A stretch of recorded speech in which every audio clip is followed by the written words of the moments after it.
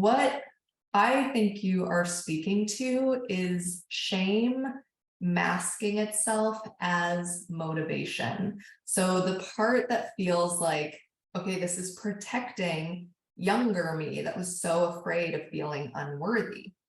The shame voice is essentially saying you are worthy when you're skinny, when you're pretty, when you have a solid relationship, when you have a good career, when you go to the gym 5 times a week, when you eat well, when you do this long laundry list, when you do these things, you are worthy. So I'm going to keep making sure that you do those things so that you feel worthy, because without them, you actually do kind of suck.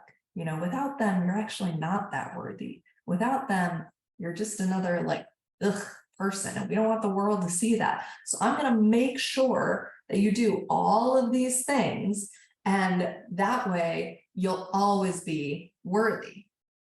Yeah. So that is shame kind of masking itself as motivation. It's saying like, I am protecting you. See, I'm protecting you. That is like quintessential shame, is the like, you need me. You need me here. I'm the one that's actually keeping you worthy. I'm the one that's making sure you are good and you are solid. Like, I'm the one who's doing that. You need me. But it's masking itself as this beautiful motivation, because most likely when you do those things on this list, you probably feel good. Like, a lot of those things probably make you feel good. So then shame is like, see, I told you, I told you, I told you, right? So, but when we strip that away, and the way you can start to like tell, hate to use that word, but like tell that it's shame, is that like, all right, well, what if I don't go to the gym? And what if I eat 6 donuts? And what if I oversleep? And what if I fuck up at work? And what if I get in a fight with my partner?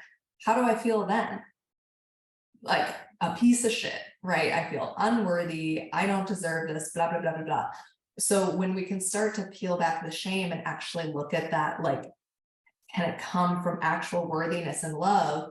What we start to develop is this inherent sense of worthiness that like, you are just as worthy when you do the things on the laundry list as when you don't. You are just as worthy. Your worth doesn't change. Your mood might change, right? Your mood might, you might feel better when you do some of the things on the list versus when you don't, but your worth does not change. You are just as worthy of love and commitment and respect and all of those things when you do these things as when you don't do them.